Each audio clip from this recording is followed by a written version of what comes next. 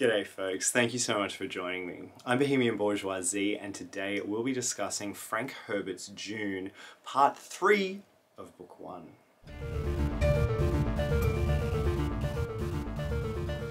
So up top, if you enjoy what I do here and would like to see more of it, it would help me out enormously if you could like, subscribe, hit the bell notification, leave a comment, and share it with all of your mates. I know that's actually asking a lot, so if you're only going to do one of those things, just hit the like button.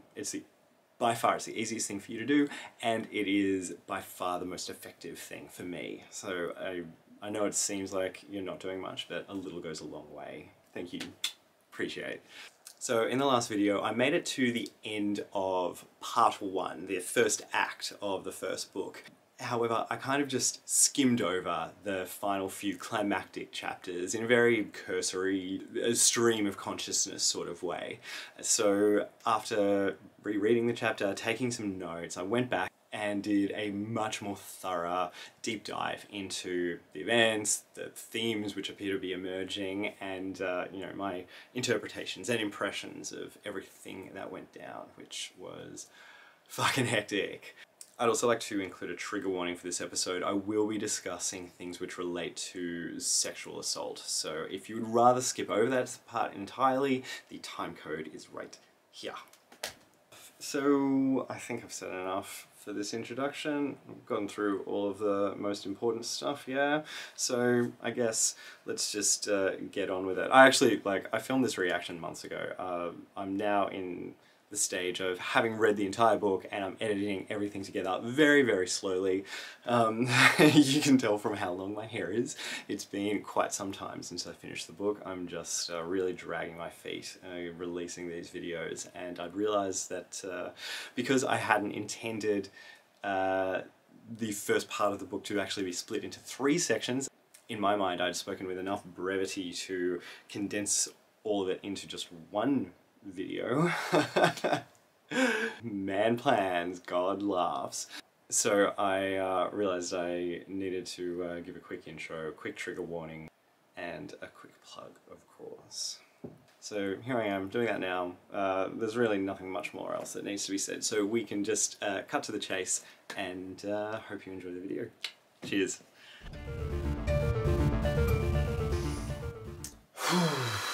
Okay. Ready.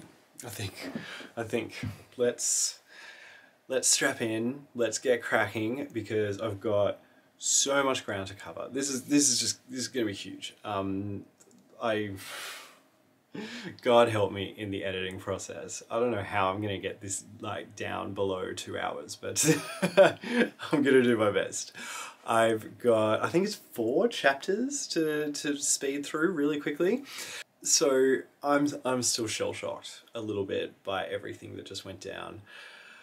Though that was a really intense crescendo to the end of essentially the first act of the story. So let's get into it. So it's chapter 19. Jessica wakes up. She's gagged and bound, and she's been drugged. And she, you know, as she comes to, she realizes that she's in the cellar where Paul had been hiding before. Paul's not there though. She hears like people approaching. She pretends to be asleep, and it's fucking Baron Harkonnen and Piter arrive, and they're just like, nah, we're not buying it. We know that you're awake. Wakey wakey, eggs and bakey. So, okay, like, this was a genuine surprise for me. For whatever reason, I just thought that the Baron was just going to stay on his home world for the whole book, or the whole series, potentially. Which, like, I don't know. I don't know where I got that idea from. I don't know why I keep trusting in these thoughts that I have, because clearly they're never correct. The number of impressions that I had of this book which proved to be entirely unfounded.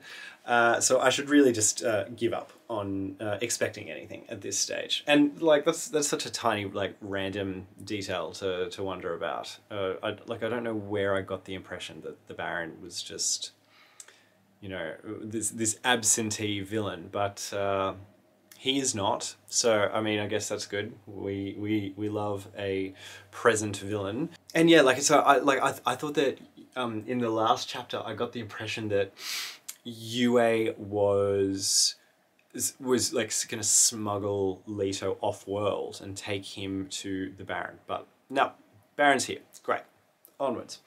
And now what happened there? Come back. Why? Yeah, why is the lighting doing this? Whatever.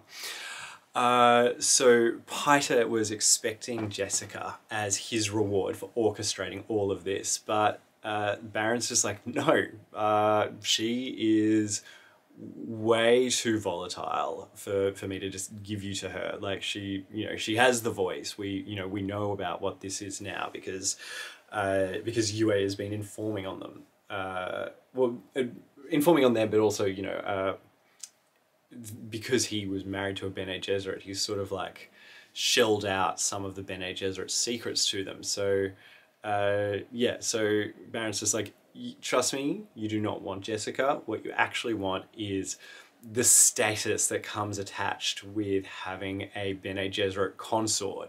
So as compensation, you don't get Jessica, but how would you like the fiefdom of Arrakis? And Piter's like, oh, yes, I believe I would like that quite a lot. Thank you very much, I accept. And Jessica's just like down on the ground and she's just like, are you a fucking idiot? He's clearly going to betray you. Well, I mean, she can tell that they both just want to betray each other. She's just like, how do either of these two trust each other at all? The reality is that neither of them do trust each other. But yeah, so like we find out later what Baron is actually going to do is he's basically going to give this fiefdom to Piter to fuck up, so then when his nephew, is it Fade Rotha, I want to say, when his nephew takes over as his heir, the locals will just be like, yep, please, like, you know, we're sick of Piter, come in, Fade. I feel like I should double check what his name is. Anyway, I don't really need to bother. He's not in these chapters. Oh, and the Baron is saying to Piter like, oh, you know, I know you don't get your girl, but actually, like, don't be so glum because I'm also missing out on this because I don't get Paul Atreides out of the equation because we've found out that he has been trained in the Bene Gesserit ways. So, you know, like, I was really looking forward to raping this young boy, but I can't. Fucking cracks out the violin over that. So the Baron's gonna have to get his rocks off in another way, which we will get to. It's very distressing, needless to say, as all things related to fucking Baron Harkonnen are, I'm learning. So the Baron has a deaf soldier who he calls in, so Jessica will not be able to use the voice against him. He orders her and Paul taken out to the desert and left for dead. And this is a little convenient, I have to say. This is giving big James Bond vibes, you know, of the villain leaving the one inept guard to carry out the death sentence while he's not present to confirm the kill. You know, this is a plot contrivance, shall we say? But I get why. Like there is a semblance of a reason behind it. They want plausible deniability because they're completely going off script here. They're not supposed to be doing this kind of shit, or not to like quite the level that they are. So when they go before the Padisha Emperor and report everything that went down, the Bene Gesserit Reverend Mother, she is the Reverend Mother is like part of the Emperor's court, and so like, you know, she will be able to like detect their bullshit. So if, you know, if the Baron can say, oh no, I don't know what happened to them, like I didn't see them die, then technically she can't catch him out on a lie. And I don't know whether the Baron knows that he is Jessica's father or not. I think not. I guess implied. It's implied not. But I also, I don't know if it would make any difference if he did, to be honest, because old mate Bazza is pretty ruthless, clearly. I don't get the impression that he would let familial bonds stop him from committing murder, or murder by proxy, murder by sandworm. So anyway, this deaf, so, oh my god, this fucking light, fix yourself. So this deaf soldier takes Jessica and Paul in, there's two soldiers, one deaf, one not, and they take Jessica and Paul in a thropter out to the desert. They're just going to dump them on the desert and let a sandworm get them. Once again, very conveniently, Paul isn't gagged, which, like, I'm going to call bullshit there, or because, you know, the Bazza has literally just said, oh, we know that he has the Bene Gesserit training, so, like, just, like, why wouldn't you gag him? But whatever, like, I'll let the plot happen. So yeah, these two guys fly them out to the desert, and Paul is able to use the voice on the one who can hear. And he says, take off my mother's gag. And so then once Jessica is ungagged, with her superior Bene Gesserit training, it doesn't even matter that the other soldier is deaf. She can still manipulate him through like a combination of her body language and just from making him read her lips. She is able to get in his head, and they are going to rape her. There's so much sexual assault going on in these last few chapters. But anyway, they want to rape her, and she convinces them to fight over her. They fight, and the deaf one dies. The one who can hear is left, and Jessica convinces him to cut Paul's bonds. And as soon as his restraints have been cut, Paul just like kicks him in the chest, and he just like in one hit dies. So this is Paul's first kill. And it is also Paul's first time using the voice, and which is funny because I didn't actually realize that Paul had started his voice training, because we haven't heard any mention of it since right at the start when the Reverend Mother told Jessica to start his training. I thought that was like, yeah, coming down the line, but whatever. Like, I guess they've just been doing it off page. Although there was this funny moment where, you know, the first time that Paul used the voice on the soldier, like Jessica's just like being a bit of a backseat driver with it. She's just like, oh, okay, like probably could have like pitched your voice a little bit higher, but okay, I guess this will do. That'll be fine.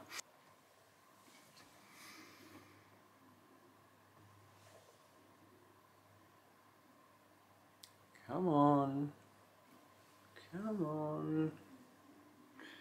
Why are you being shit? There we go. So they escape from their bonds, and Jessica has found this bundle under the seat which contains still suits for them, which Yue had stashed there.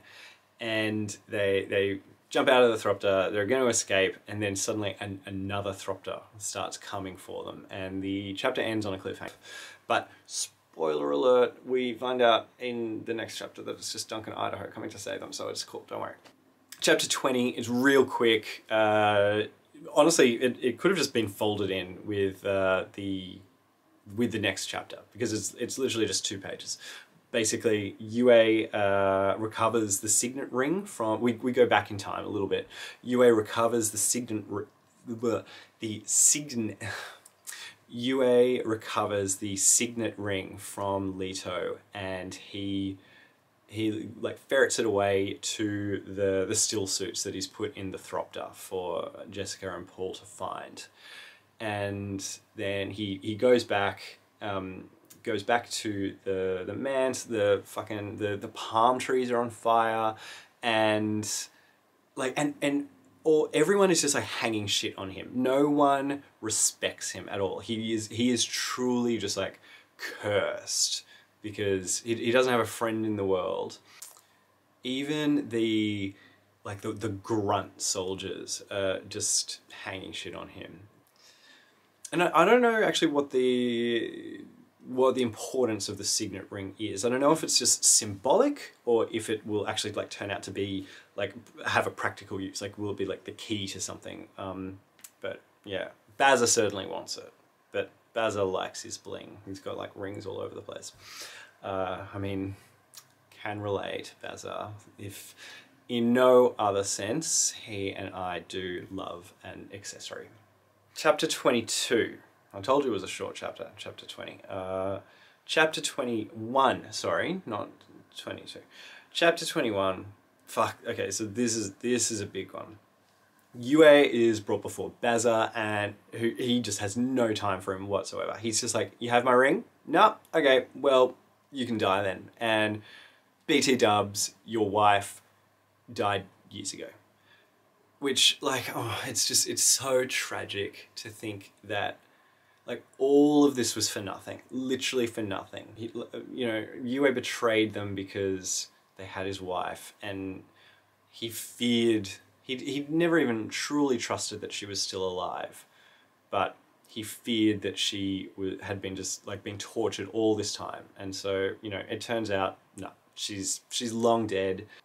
And Paita stabs him to death, and with his last breath, like a fucking idiot, Yue just like gasps out, something like, my revenge will come yet.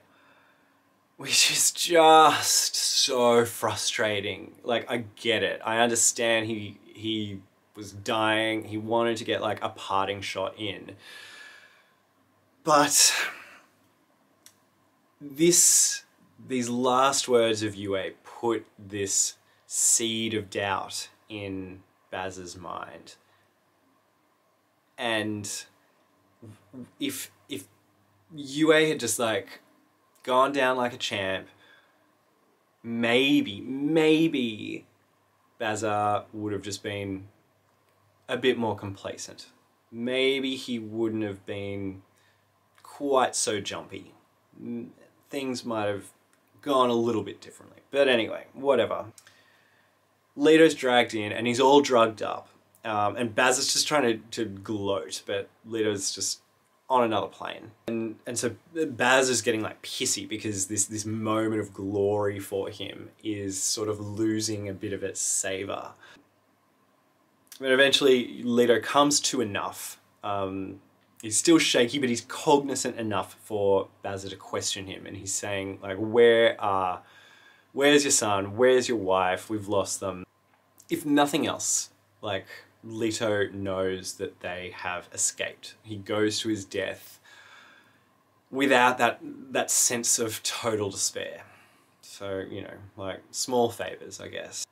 And Bazza's threatening to have Leto tortured. Leto can hear one of his men in the next room being tortured. But Bazza doesn't want to torture Leto. Like, there's this weird sense of, like, purely just like born out of elitism, I think, that Bazza doesn't want to torture someone of royal blood.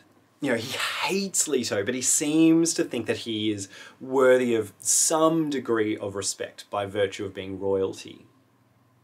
Like, these other guys, Leto's men, he doesn't give a fuck about them. They're just an obstacle for him. But it kind of weirdly mirrors how the Reverend Mother said only a human could resist the pain test. It's similar, like Bazza, in a sense, like he doesn't see Leto's men as human, of being worthy of, the respect of bodily autonomy. you know, he has his sex slaves that he rapes as well. But like Leto is just like, well, no, like I will torture you if you force me to, but like it's unseemly to torture a member of the nobility. So like, let's not, if we can avoid it, you know? So just like, Baz just gives up on him. He's like, all right, fine, I'm not getting anything out of him, Piter, you can torture him. And he stands up to leave. And Leto just, honestly, he should have acted a bit sooner. Leto thinking that, or seeing that he's losing his opportunity to get the Baron, bites down on the tooth and releases the gas. And there's this moment, Baza sees his like jaw tighten, and he thinks to himself, oh, how he fears me. Like, what a piece of shit, right? He's just awful. This lighting is driving me crazy. What are you doing? Why can't you just... Well, it's not the lighting's staying the same, but the camera's just reading it differently, like... Anyway, he fucking escapes. The Baron gets away, Piter dies, that's one small thing. And, you know, like, and the captain of the guards or some shit, like, who cares? But because it was like, it was a combo of Baza had like a shield, and he was like already getting up and sort of pushing himself away, and Piter gasped at the last second. And so like these three things in tandem allowed the Baron to just sort of like push away and just like escape out the door. The door was right behind him, and he just like slams the door closed behind him, and everyone else left in the room dies. So great, good riddance to them, but oh my god, that was so frustrating. I was just on the edge of my seat reading that. Anyway, what a waste, what a tragedy. And so then this Sadorka colonel comes in, and he's just like, right, he's performing this imperial audit. He's like, I want to see what's going on in that room right now. And Baz is just like, oh fuck, like we haven't had like we haven't had time to redress the room, because he knows like that this looks bad for him, because Leto has gone down, he's taken Harkonnen men with him. It's obvious that the Baron just barely escaped with his own life, and so he knows that if word of this gets back to the Emperor, then he will lose face, basically, because he looks like weak and incompetent. So yeah, like he's just getting so frustrated, because you know he's won, but like things haven't quite gone his way. I wouldn't quite call it a Pyrrhic victory, but it's enough of a sting that he doesn't get like satisfaction out of this thing that he's been like waiting so long for. More's the pity for like the poor sex slave that cops it in a second, because I hated this out of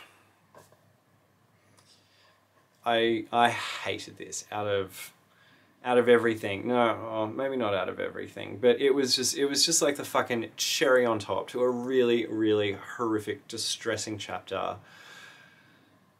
Baza just like turns to one of his guards, and he's just like, I'm going to my room, bring me that sex slave that looks like Paul Atreides, and like make sure that he's well doped up, because I can't be fucked struggling with someone at the moment. Which is just the most horrific thing I've heard. Oh my god, it really upset me. This poor unnamed sex slave, Jesus. But anyway, tip one out for him. Well, I don't know, he might not be dead, but or maybe, oh, like who knows? The Baron probably would be like the kind of sick, fucked up person to just like murder a sex slave because you know he can't murder Paul.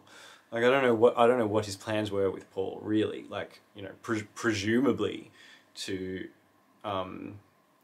assault him, but after that, who knows? Like, I doubt he would have left Paul alive for very long. So yeah, I don't know, maybe, oh God. All right, I don't want to think about it. Onwards to the next thing. Oh, actually, yeah, before we go, I would kind of like to unpack the ickiness of this horrific villain being queer. It does sort of like smack of you know, these sort of effete camp mincing villains of a bygone age, and it's not really very PC, and I do feel like it represents a different time, a less enlightened time, and so I don't know how I feel about, like, I don't really know what I don't know what Frank Herbert's politics were in that particular area.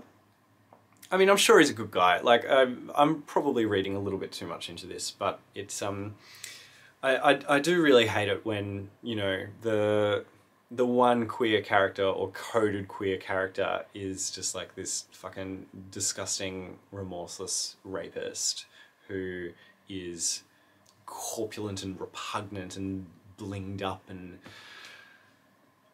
you know, given to crimes of excess and all of this kind of bullshit. So yeah, like, that's disappointing. I would love to see some positive queer representation. I will not hold my breath.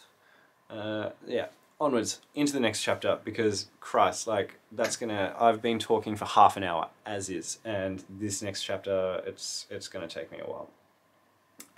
It's very dense. Lots of stuff happens, and it's, well, lots of stuff happens even though, like, the whole chapter just takes place in a tent. It's, you know, like, I've spoken before about how Frankie H really loves doing these long chapters which are just conversations between two people in, you know, one location. And this is one of those. But, I mean, it's not just a conversation, because we go on a fucking trip through the universe. Let's go through it. So basically, Paul has opened his third eye. All of the secrets of the universe are just like pouring in and streaming out of him. And I think it's implied, like, the trauma of everything that happened tonight kind of like broke his mind open, and it was the last ingredient that he needed in between his Mentat and Bene Gesserit training, which, you know, once again, like, that's kind of a trope of mental anguish leading to people gaining superpowers. That's used over and over and over. And there are problematic elements at play there, but it does tie in with this great quote, which, where was it? Let me see. Okay, this came from not this chapter, but a few chapters before. Oh, God. Come the fuck on with this lighting, it's driving me crazy. So this came from, and this is a chapter header from a few chapters earlier. There should be a science of discontent. People need hard times and oppression to develop psychic muscles. Which, I mean, yeah, sure, no pain, no gain, right? I can see it both ways. But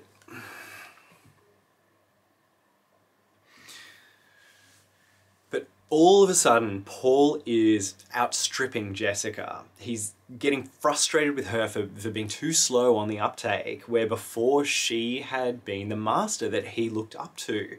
You know, it happens a couple of times throughout the chapter where he's just sort of like watching her piece the information together, and he's just like, oh, fucking hell, like, come on, babe, we've got a bus to catch. He knows that his father is dead, but he can't find the grief within himself to mourn. He's just fully detached and analysing the data.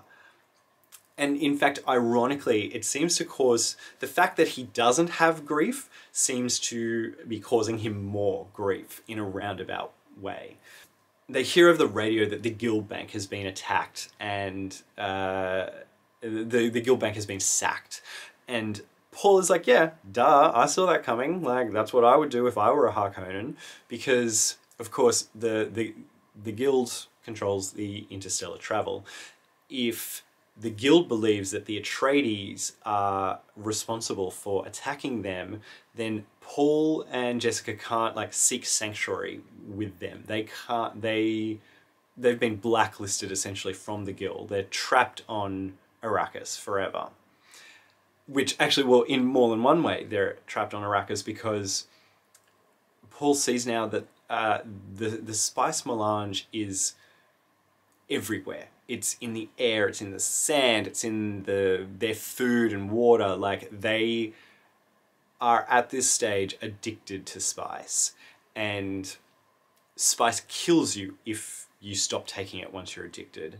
So like, even if hypothetically they were to leave Arrakis, their lives and their fate is still inextricably tied to the planet, because they need to be taking spice for the rest of their lives, essentially. So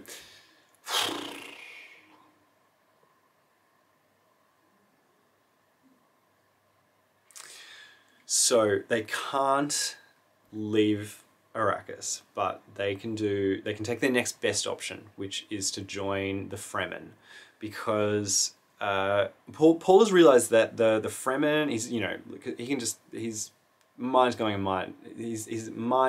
a mile a minute at the moment. He realized that the Fremen are far more advanced than they've previously let on, and they will be they are the true power on Arrakis. And the Fremen will take them in because A, Paul is their messiah, and B, they fucking hate the Harkonnens. So, you know, that's a reasonably good situation for them to be in. They just need to find some.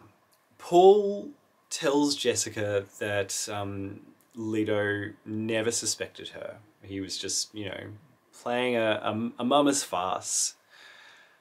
And his greatest regret was that he never married her. And so, you know, Jessica starts to cry. She's in full mourning now, and she's having this very human moment while Paul just kind of like sits back and watches her and is just like, why can't I do that? So while she's being human, he is kind of like being godlike in a sense, and his mind just sort of, he sheds his earthly body, spreads his mind out across the universe, and perceives all of the possible variables and probabilities across space and time. He can go into the past and see all of these like infinite potential futures. And he like comes back to himself and he starts to lose it. He's like shouting at Jessica, blaming her for making him this way, accusing her of fucking him over because of her vanity of wanting her son to be the Kwisatz Haderach.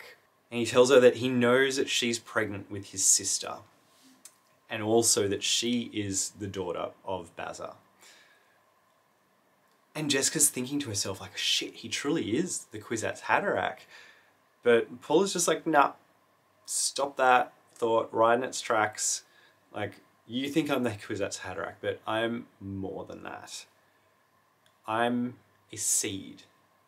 And he looks into his future and he realizes the path before him. We don't really get too many details, but it's implied there's going to be a whole fuck ton of war and bloodshed and misery. And he's not cool about this. Like, he's just like, this is not the future that I want for myself. But he seems to see that that is a necessary evil in a sense. He realizes the importance of it. And finally, he allows he feels the grief. He's like, okay, I've done what I need to do for the night. And he grieves his father and everything that he's lost, and he just lets loose, and tears stream down his face. And the book ends. Oh my goodness. So yeah, that was really intense. That was highly unpleasant. I mean, not all of it, but those last few chapters were really distressing. As I think that's my word of the day, is distressing. But I'm full tilt into it. I want to talk about the Missionaria Protectiva as well, because Paul brought it up in this chapter, and I like it sort of like stirred like a primordial memory in me. I was like, okay, wait, hang on. I've seen those words used before in this book, but I didn't know what it meant.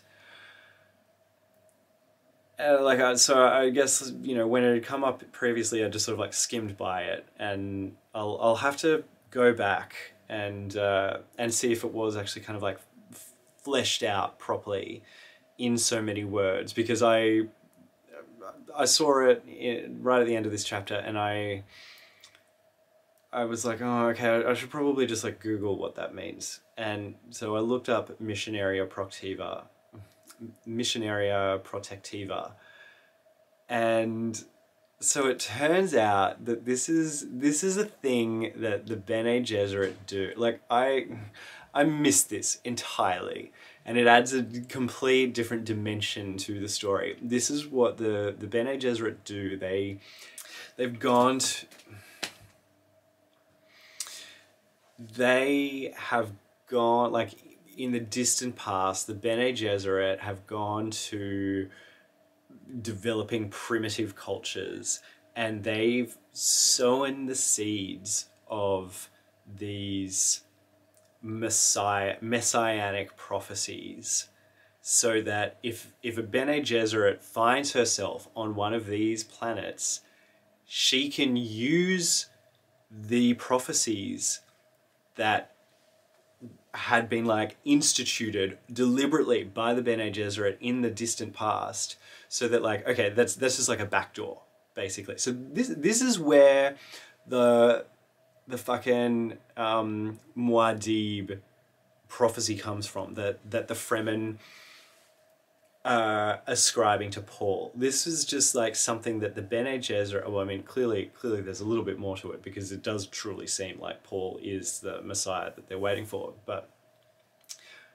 it all kind of like, the genesis of it was the Bene Gesserit just putting it there in the first place, and then thousands of years later down the track, Jessica comes along and she's just like, oh, okay, cool. So Missionaria Protectiva was instituted on this planet. That's good. Worthy of note. Great. And so that's how she was able to manipulate mappers. Fuck, I need to go back and reread that chapter. She manipulated mappers because she was able to sort of like say the things that mappers needed to hear to believe that Jessica and Paul were the people that they'd been waiting for. I feel like an idiot for not having realized that, but anyway, cool. That's good. It's good to know. Let's leave it there. And now I'm like realizing that I probably should have gone into a bit more detail in the earlier chapters too. They're very, looking back, quite sparse on details. And I'm sure that there were important things that I didn't talk about, because like at the time I was just like, oh, whatever, if that's important, I'll get back to it later.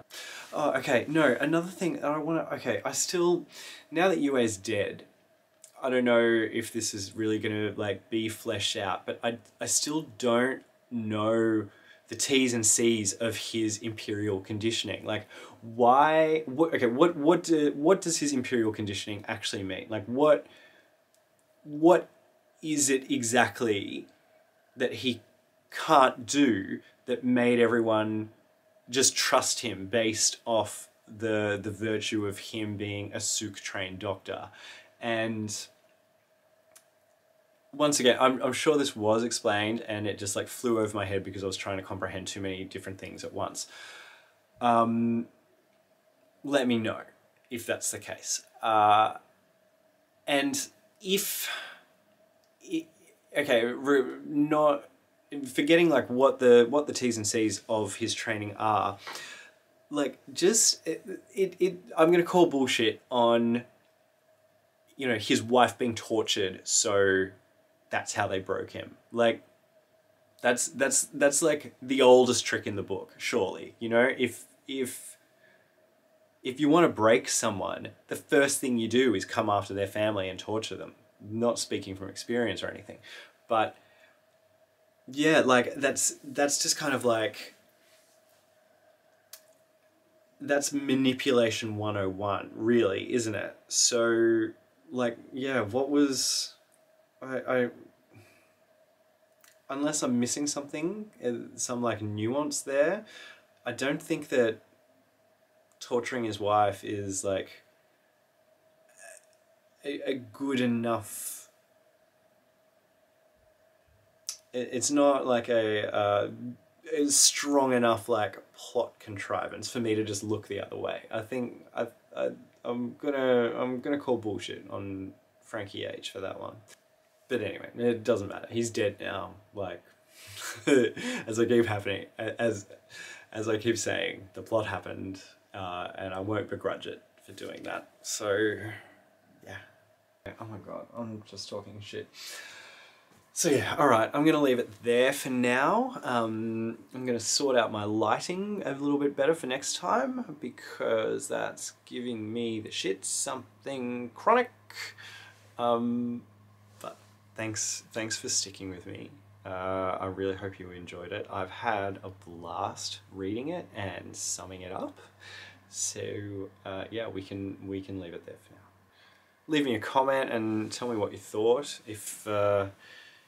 If you'd like to see more, if you'd like to see some bloopers, I don't know. Give me advice. Tell me how I'm doing, what I'm doing wrong, what I should improve, what I should get rid of, all of that. But yeah, it's been, oh my god. Well, I certainly need to improve the lighting. What the fuck is happening? This is dry. I shouldn't be looking at the lighting. The lighting's fine. It's the camera. I need to sort out the camera. I don't know how to use this camera properly. Alright, cheers guys. I have been Bohemian Bourgeoisie, and this has been book 1 of Frank Herbert's Dune.